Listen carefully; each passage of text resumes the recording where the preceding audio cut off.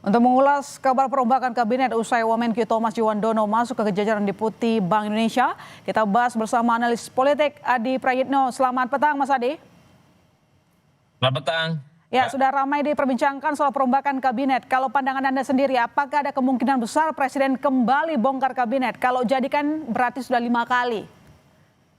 Ya, saya sebenarnya termasuk yang relatif cukup meyakini bahwa soal kemungkinan reshuffle itu pastilah terjadi. Ini kan soal nunggu waktu.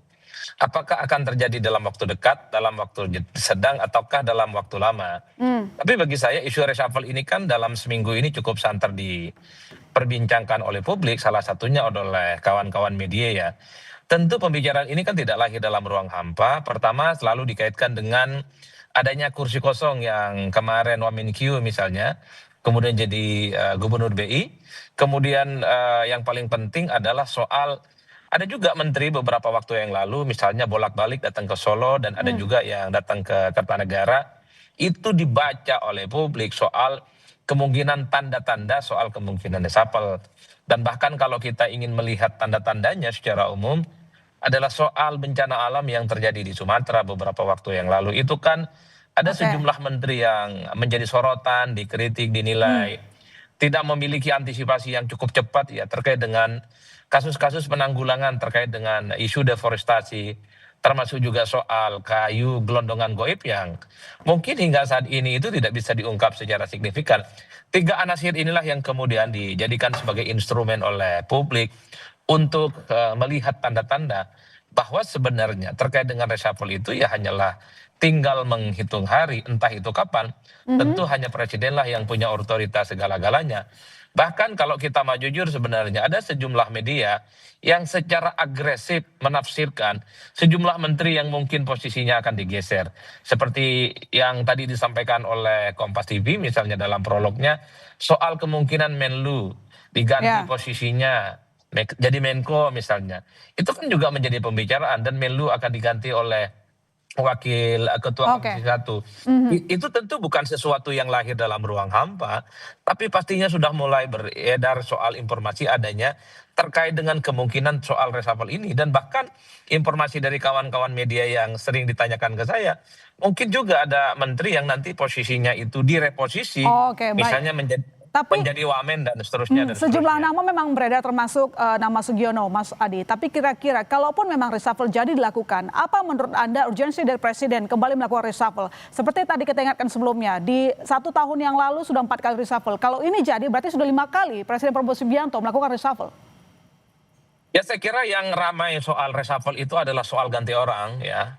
Kalau cuman ganti posisi, geser posisi sebenarnya dianggap tidak terlampau signifikan. Tapi kalau orangnya diganti dengan menteri baru, ini tentu menjadi berita politik yang cukup menarik karena mengganti seseorang dengan orang lain.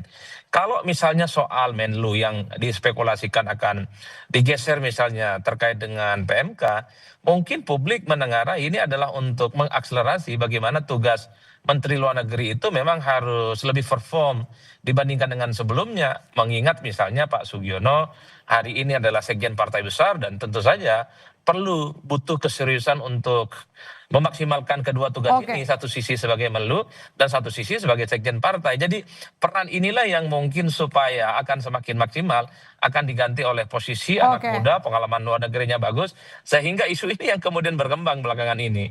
Baik. Mas Adi, satu sisi juga hari ini kita lihat bahwa Presiden kembali memberi tugas baru ke sejumlah menterinya. Begitu ada 7 menteri yang tergabung struktur Dewan Energi Nasional termasuk Purbaya dan juga Bahlil. Bagaimana Anda melihat susunan ini? Fokus kerja mereka akankah lebih efektif untuk kepentingan energi nasional? Bagi saya 2 hal. Pertama ini adalah sebagai bentuk kepercayaan Presiden terhadap sejumlah menteri. Terutama untuk melakukan inovasi, manuver-manuver terukur. Bagaimana misalnya Indonesia itu segera melakukan langkah-langkah preventif menuju ketahanan energi. Karena suka tidak suka, salah satu persoalan yang cukup serius ke depan adalah soal ketahanan energi yang saya kira memang sudah terjadi di berbagai negara, bukan hanya di Indonesia. Yang kedua memang harus diakui, ini kan menteri yang kemudian menjadi Dewan Energi itu kan dikritik oleh publik, ini semacam ada tambahan tanggung jawab yang mesti difikirkan oleh menteri-menteri.